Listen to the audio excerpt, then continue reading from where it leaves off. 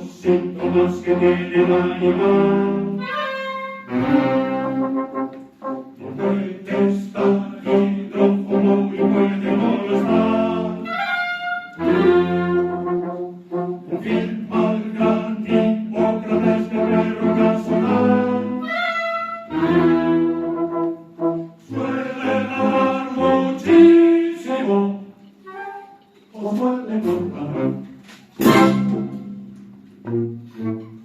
Con la lengua fuera, toda la mirada, húmedo el hocico, regueles las patas, un caído rabo, las orejas gachas. Todos estos signos pruebas son de rabia, pero al mismo tiempo el perro está cansado de tanto andar.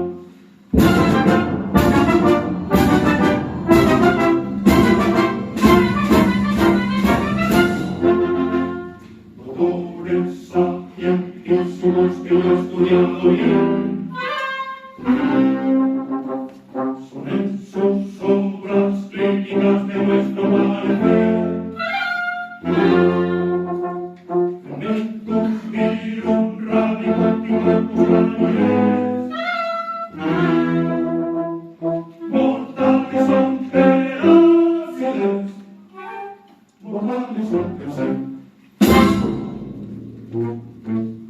Para hacer la prueba es más necesario agua le pusimos en una cofaina y él se fue gruñendo sin probar el agua. Todos estos signos pruebas son de rabia, pero al mismo tiempo signos son de rabia.